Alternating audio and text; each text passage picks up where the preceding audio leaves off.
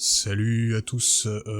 Aujourd'hui, j'avais un truc qui me turlupinait. C'était qu'il y a 2 jours, il y a le trailer de l'Odyssée de Christopher Nolan qui est sorti. Et je sais pas pourquoi, mais il y a vraiment beaucoup de gens qui se plaignent de ce trailer parce qu'il serait pas historiquement accurate. C'est-à-dire que les armures notamment seraient pas propre à l'époque, des guerres de Grèce, etc. Donc, en fait, ça, c'est un argument qui me fatigue, parce que autant, pour moi, un film doit avoir une certaine logique, je suis d'accord, mais souvent, on est confronté en fait à des gens qui vont ne pas comprendre euh, quelle précision, quelle cohérence un film doit avoir. Les gens vont penser que un film, parce qu'il se passe dans le passé, va devoir être historiquement accurate, mais c'est faux en fait, parce que un film n'a besoin d'être cohérent qu'avec lui-même. Si un film a une volonté de documentaire, par exemple, comme on va dire un film sur, je sais pas, Louis XIV, voilà la vie de Louis XIV, il doit être accurate historiquement. Pourquoi ? Parce que c'est un film documentaire, c'est-à-dire que voilà, on va pas caster n'importe qui, on va prendre des acteurs qui ressemblent, on va prendre éventuellement des acteurs qui sont pas de n'importe quelle couleur de peau pour faire n'importe quel personnage, pour garder voilà une cohérence historique parce que c'est la volonté du film. On va prendre des costumes d'époque, on va prendre des décors d'époque, etc. Mais pour le cas de l'Odyssée, ça me saoule un petit peu cet argument de merde parce que ouais, je suis un peu énervé. En fait, je suis pas énervé, mais c'est fatigant.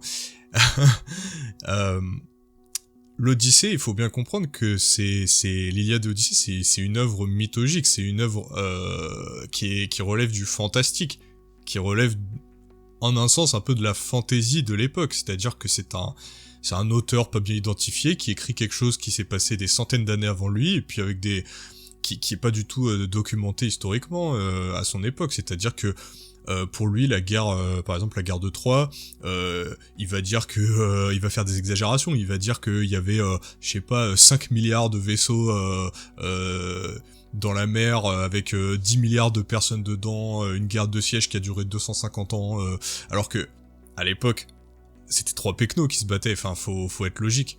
Ils avaient pas les moyens de faire de la guerre énorme, et ça n'a jamais dérangé personne. Je veux dire, euh, désolé les mecs. Oui, l'armure d'Agamemnon, elle est pas historiquement accurate, mais elle go hard en fait. On s'en fout. C'est de la fantasy. C'est un péplum fantasy dans le passé en fait. Qu'est-ce qu'on s'en fout. Genre par exemple, désolé les mecs, on n'a pas trouvé de cyclope de 6 mètres de haut historiquement accurate. Désolé les mecs, on va pas trouver des sirènes, c'est-à-dire des meufs oiseaux qui ensorcellent les marins, historiquement accurate. Désolé les mecs. On va pas trouver de sorcières historiquement accurate qui transforment les gens en porcs. Désolé les mecs, on va pas trouver un mec qui s'appelle Achille et qui est invincible de partout sauf sur son talon. On va pas trouver Poséidon historiquement accurate qui fait 160 mètres de haut et qui marche dans les océans pour renverser le bateau d'Ulysse avec des rats de marée. C'est pas historiquement accurate les gars. Donc si Nolan, et moi je suis pas, moi j'aime bien Nolan, mais je suis pas non plus, enfin j'essaie d'être un peu objectif. Il essaie de faire un bon film. C'est pas un délire trop hollywoodien. Je veux dire, si son délire c'est de dire on va fantasmer une sorte de passé un peu mythologique, c'est quoi le problème en fait, genre ça a dérangé qui dans 300 que Zack Snyder ils disent on va suivre le comics et en fait on va mettre 300 mecs en slip avec des tablettes de chocolat contre 6 milliards de démons la nuit, que les mecs ils tirent tellement de flèches qu'on voit plus le soleil, qu'ils affrontent des éléphants, des démons, des mecs qui sont immortels, des monstres, des ogres. Désolé, on n'a pas trouvé Xerxès, le roi des Perses, qui fait 3 mètres de haut, qui a une voix de démon là. Donc, c'est quoi le problème en fait, spécifiquement avec l'Odyssée ? J'ai beaucoup de mal à comprendre le délire de ces critiques en fait. Et je pense que c'est... Bon, je m'énerve pas pour ça, mais je pense que c'est un peu des empêcheurs de tourner en rond, c'est-à-dire que c'est des gens qui aiment bien critiquer, etc. Moi, personnellement, j'attends le film parce que... bah déjà, j'aime bien les films de Nolan. il y a certains que j'ai pas trop aimé, genre par exemple Inception, je sais que ça fait partie des préférés des gens, moi je suis pas trop un grand fan de Inception. C'est un film qui est trop long et qui a des problèmes de rythme, notamment sur la fin, et puis d'écriture aussi.